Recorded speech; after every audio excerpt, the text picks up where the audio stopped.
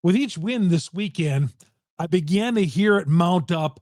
Are the Milwaukee Brewers really this good, or was this winning streak a fluke? We'll get to that next here on Locked On Brewers.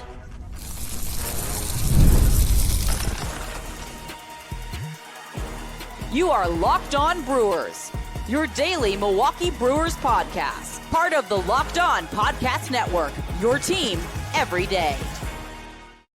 Good to have you along late Sunday night, early Monday morning, wherever you're listening to us. Thank you very much for tuning in to Locked On Brewers. I'm Chuck Freimund, longtime sportscaster here in the state of Wisconsin, proud host of Locked On Brewers, part of the Locked On Podcast Network. We are your team every day, and this episode is brought to you by FanDuel. FanDuel football season, regular season, right around the corner. Visit FanDuel's app today and start planning your future bets right now. Coming up on the show, Brewers' 14-game winning streak comes to an end.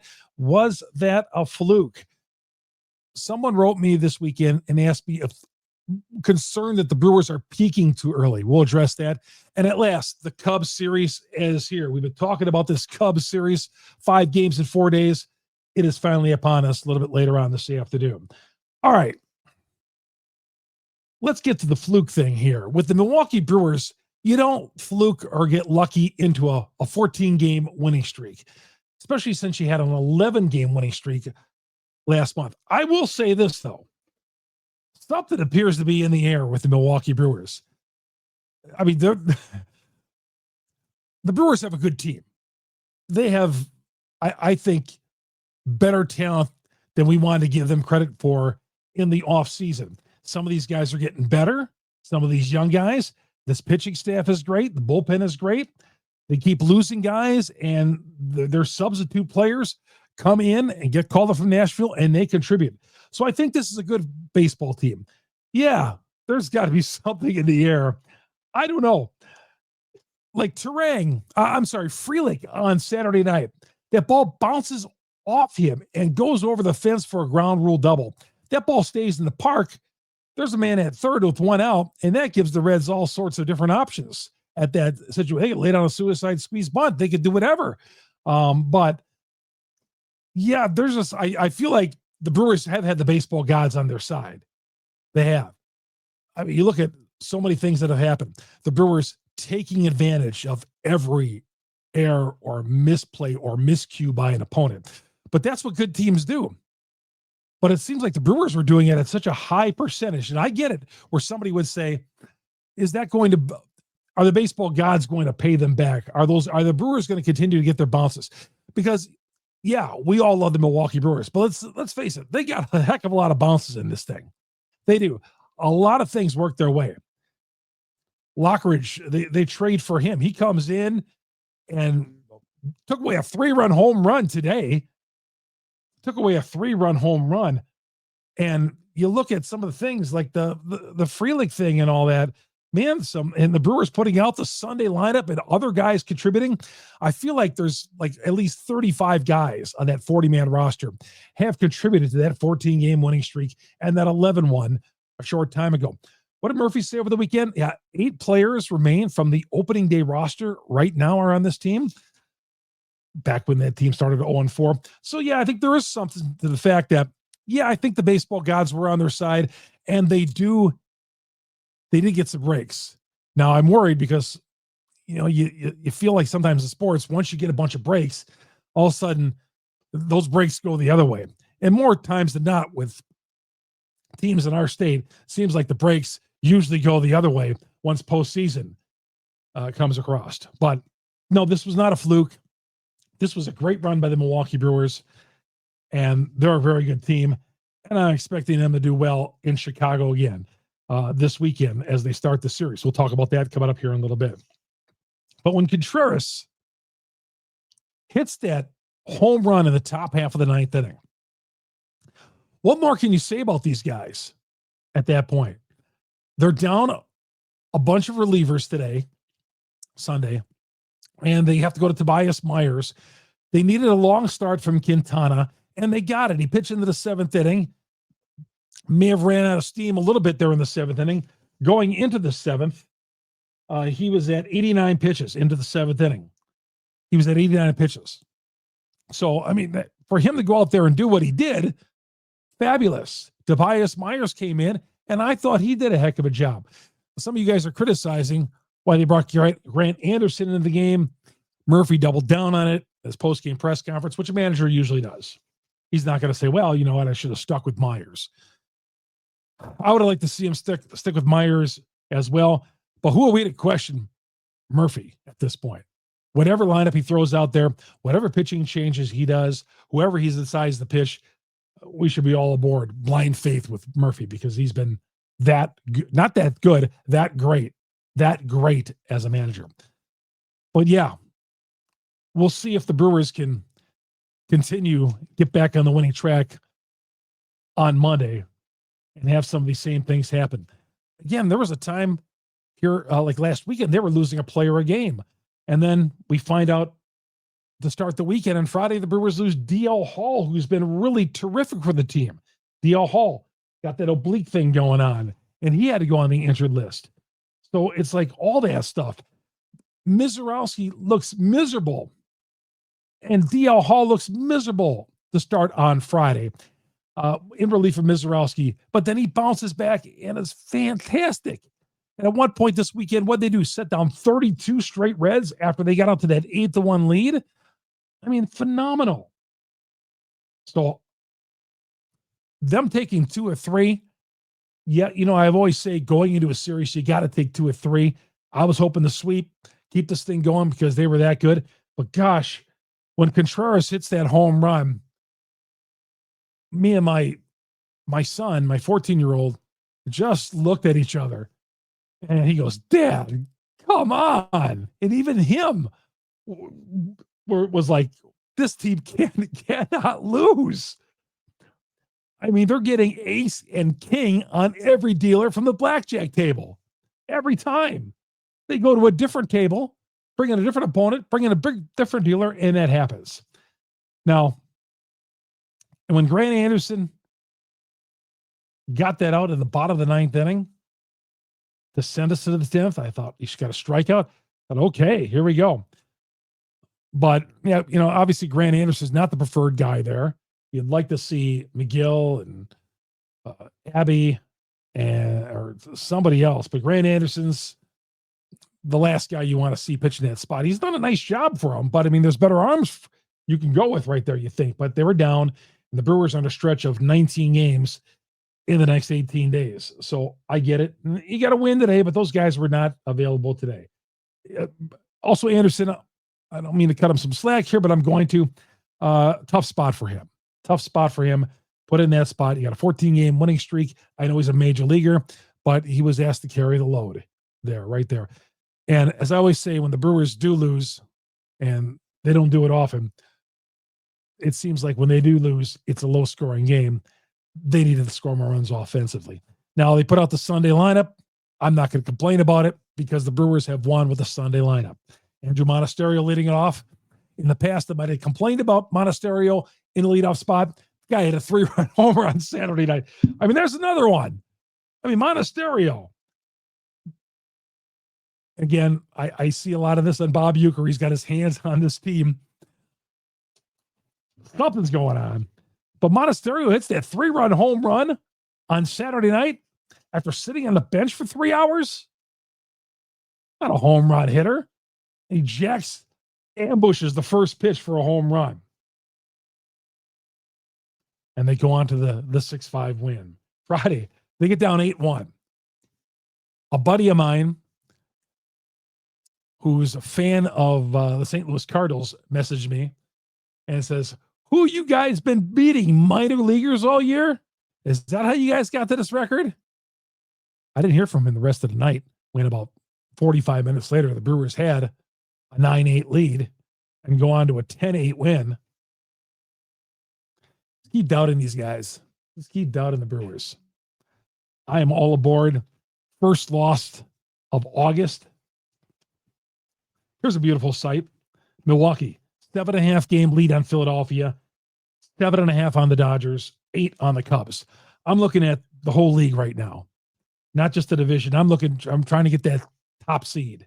So, yeah, I'm going to be updating this. This is how I look at like all these teams are in the same division right now. The Brewers, Phillies, Dodgers, and Cubs. Okay. It's no longer just the Brewers and Cubs. It's the Dodgers and Phillies as well. Just like it was last year when the Brewers are trying to catch the Dodgers and Phillies. Brewers have a 7.5 game lead on the Phillies, 7.5 on the Dodgers, 8 on the Cubs. Got to get a top 2 seed. And for the Cubs, we'll talk more about the Cubs series coming up here in a little bit, but they're playing for a wild card. Funny, because I said that about the Brewers 2 months ago too, but I really think they are. So Brewers continue this road trip. Quintana, I just thought, man, he was grooving. First inning, Reds put 2 guys on, and I'm thinking, oh no, here it comes. And every time you want to say that about the Brewers, they do something to surprise you. Like the Contreras home run. Shame that they didn't win the game. I'm not mad. I'm not upset. I'm not breaking. I've been broken a bobblehead all summer. And for those of you who know me, you know that the Brewers, my bobbleheads pay the price for bad things the Milwaukee Brewers do. And not one Chris Capuano, and I have a rich supply of those, or Bill Hall bobblehead has been splintered out in front of my street just yet this year. See what happens in this Cubs street. But I can't get mad at these guys. I can't get disappointed. I look at that record, 78-45, and think, wow. You know, when you're talking about comparing them to teams from 90 years ago in the National League, another streak starts Monday. That's what I say. Quick turnaround, little 6-hour drive for some members of the media from Cincinnati to Chicago. Team takes a charter, and we pick it up with the 5-game series that we've been talking about for the longest time. All right, we come back here on the show. We'll talk about the peaking. Also, what was your favorite part of the 14-game winning streak? We'll preview the Cubs series too. All that's coming up next here on this edition of Locked On Brewers. Locked On Brewers, part of Locked On Podcast Network. We are your team every day. Thank you, everydayers, for listening to our podcast every day. All you everydayers, each and every day, tuning into Locked On Brewers. You great Brewer fans. I'll tell you about how you get our podcast on all the platforms out there coming up here in a little bit. Prize Picks, great sponsor here of Locked On Brewers. Prize Picks, well, a daily fantasy platform. That's what Prize Picks is. Prize Picks is a daily fantasy platform that lets you turn your football predictions into real awards. Preseason is already heating up. College football coming up, not far behind. Whether you got your eye on big name quarterbacks, breakout running backs, Prize Picks makes it easy to get in your game. Who are you excited for? Josh Allen, Aaron Rodgers, Saquon Barkley, more or less on yardage. Download the Prize Picks app today. Use the promo code LOCKEDONMLB to get $50 in lineups after you play your first $5 lineups. That is Locked On MLB. That's the promo code to get $50 in lineups after your first $5 play. But you got to download the Prize Picks app today. Prize Picks, run your game. All right, Chuck Freimund here on Locked On Brewers. Telling you where to find the podcast. If you're watching us on YouTube, we're on all the audio platforms as well. I was at a graduation party this past weekend. My buddy Tierney Madigan from Laconia High School. Congratulations, T. But I was out there and people asked, can you get the podcast anywhere else besides YouTube? Yes, you can. Google, Spotify, Apple. We're on all the major downloads out there. We're the #1 Brewers podcast on the internet because you great Brewer fans out there. And if you're already listening to us on the audio version, wherever you are all over the world, and I'm hearing from everybody, all parts of the world, find us on our growing YouTube page, search Locked On Brewers, hit the subscribe button, hit the bell. That alerts you every time we drop an episode here on Locked On Brewers. All right. So somebody messaged me over the weekend from Eau Claire, the great city of Eau Claire. If I was going to live in another city in this state, it would be in Eau Claire. I love the Eau Claire area. I think it's a great sports area, great people. I love Eau Claire. So Eau Claire sent me a message late last night. Are the Brewers peaking too early? No, they're just playing. They've been playing great baseball all summer long. So, I mean, They had 11-game winning streak in July, and they bounced back and just had a 14-game winning streak. Again, that has not been done in the National League. 2 double-digit winning streaks in the same season since the 1935 Cubs. That's 90 years. Okay? That is just unbelievable. No, I don't think they're peaking. I just think they're a good team. They're just a good team that's solid defensively. Although Terrain committed the error at shortstop, but hey, you know what? Can't be perfect all the time. But I think they're just solid defensively, strong pitching, bullpen went at full strength, and offensively.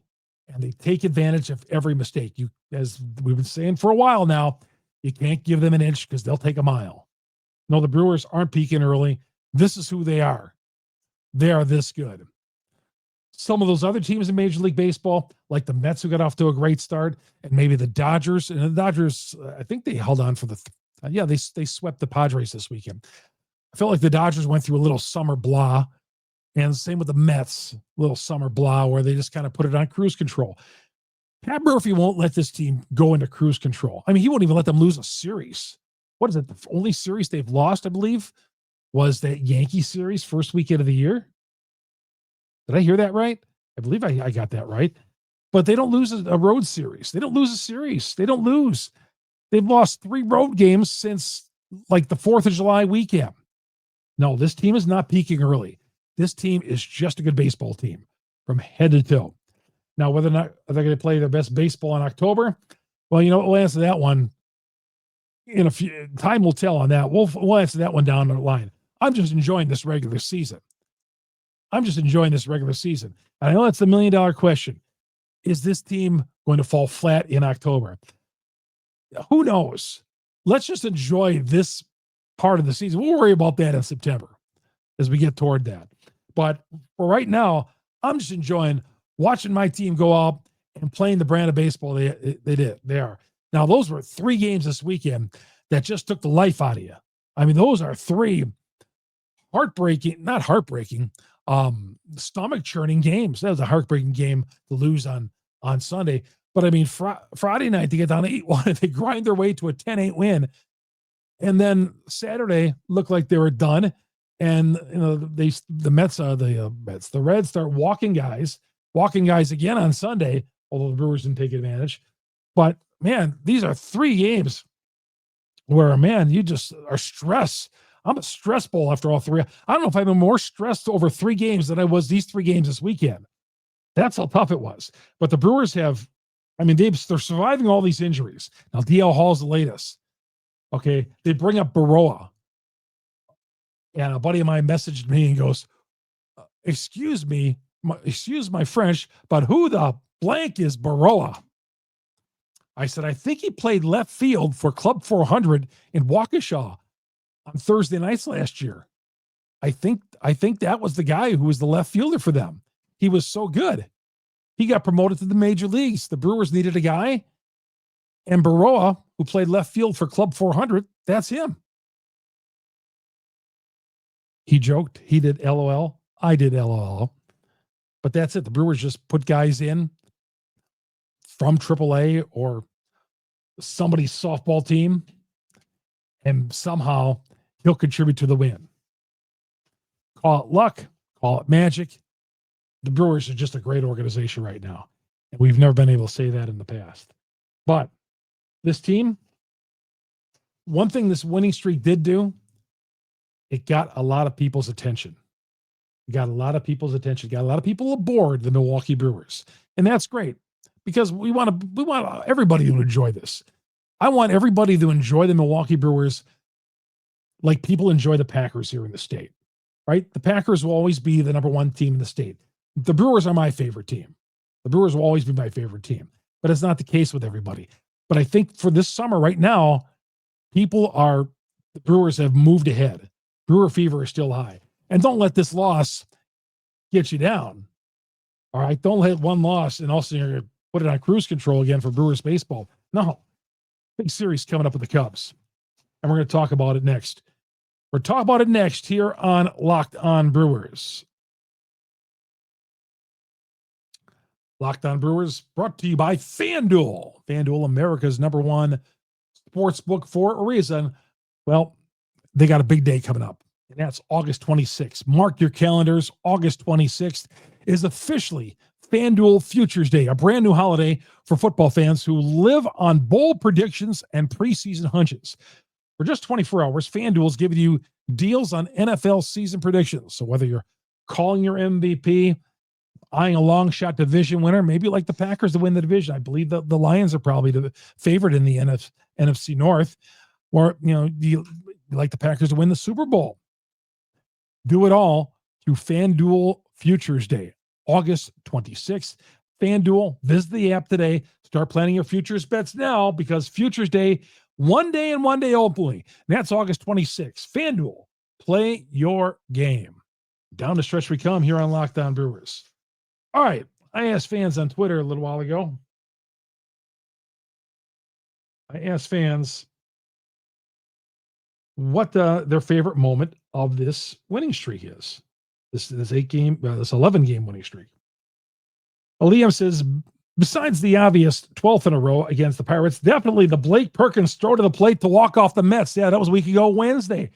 Remember McNeil hit that ball to center field, and Perkins came up throwing, gunned the guy down at home plate, and that was the ball game right there. A walk-off throw at the home plate. T says, the overall play of William Contreras. He had a ton of clutch hits and some good power numbers. I hope he continues to stay hot with his bat, even dealing with his broken finger. Yeah, Contreras, any questions about he's lost his power? He is back, folks. He is back. And that is great to see. And he is Mr. Clutch. Mr. Clutch. PJ says, I went down to Cincinnati this weekend for the Friday and Saturday game. Hearing the fans cry on Friday night was great, coming back from being down 7-1. It'll be even better when the Cubs fans cried this week. Patty Lynn says, the Mets series, what a wild ride. Oh, man, it sure was. We had the terrible flood on Saturday night, and people got to the game on Sunday, the 33,000. And with Freilick walk-off home run, to me, that was it. I'm sorry, the Isaac Collins walk-off home run. Did I say Turang? I'm getting my short guys mixed up. Isaac Collins with the walk-off home run against the Mets last Sunday. Beer Cheese Benny says, Yelich 2-homer game with the Euchre bat. You cannot tell me he is not with us in capitals. Something to say about that. Euchre overshadowing this team, touching this team. Like I said, something's going on with these guys. Z says McGill's dominance as a closer. I agree. I think McGill gets too much frustration from Brewers fans.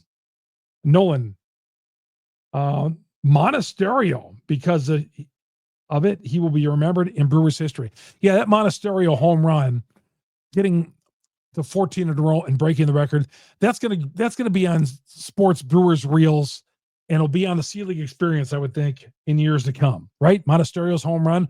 We're all gonna remember on a Saturday night where we were. I was here on my couch.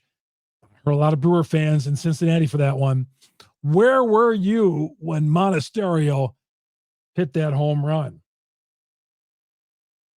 Temple says Isaac Collins walk-off home run. Jarhead says the pancakes.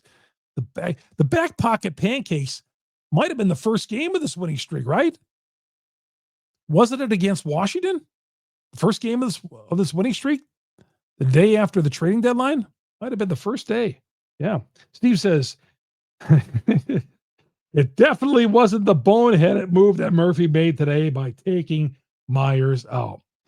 Again, who are we to question? I wanted to see Myers in there as well. It didn't happen. All right. Let's get to this series. First of all, with the Cubs playing the Brewers, I'm going to call BS on Craig Counsell right now. Craig was asked by a Chicago writer about the Brewers, and he said two things. His first comment was, what's so great about it? Trying to downplay what the Brewers do. Okay, Craig, what's so great about it? Never won 14 when you were here. I don't remember you winning any more than 5 or 6 in a row. Thanks, Craig. What's so great about it? But this one really got me. Never seen a George Webb.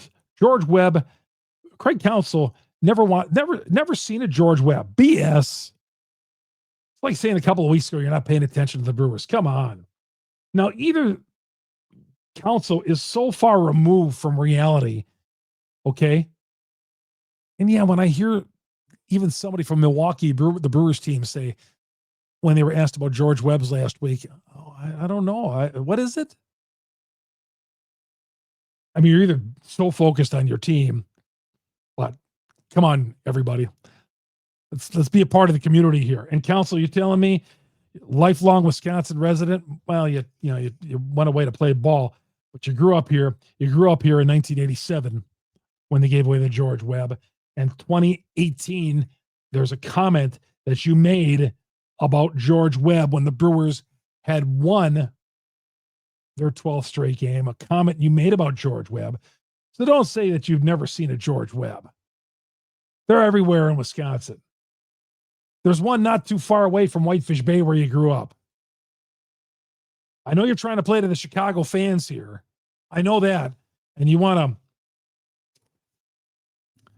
to turn on Milwaukee as much as you want and show that you're all part of Chicago, because Chicago's turning on you fast, Craig. Especially when the Brewers have this 8-game lead. You just didn't want to admit that, oh, he's got any Milwaukee blood in him. Embarrassed to say he's from Milwaukee practically, right? Oh, I've never seen a George Webb before. Are you kidding me? Come on. I don't want to believe you're that far removed from reality that you don't know that. I mean, you're playing us for a fool. You're playing your fan base in Chicago for a fool. It's like you kind of played us for a fool too. All right. The Cubs are playing for a wild card. I really believe at this point. Game 1, Peralta is going. Horton for the Cubs. Peralta got the last time before Sunday the Brewers lost was against the Cubs, and Peralta had a lousy outing. It was a Wednesday afternoon against the Cubs. He's back there on a Monday afternoon in a day-night doubleheader against the Cubs. I see the Cubs are like a -130 favorite already. Please. Just like the Brewers were underdogs on Sunday, I'll grab that free money every time. Anytime the Brewers are underdog, I'm there.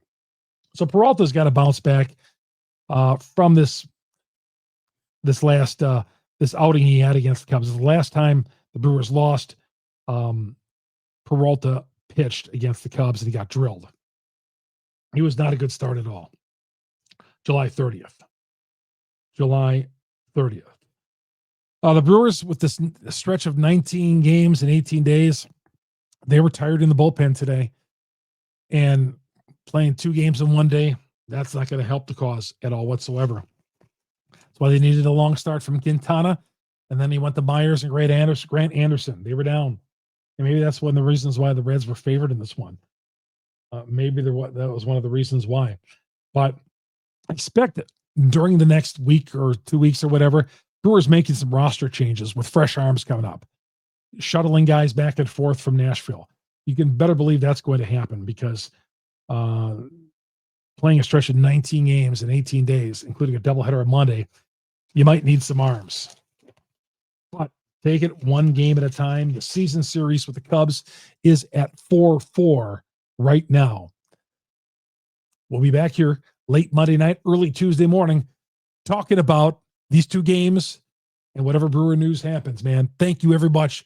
Thank you for being an everydayer and listening to Locked On Brewers every day. Locked On Brewers is part of Locked On Podcast Network. We are your team every day.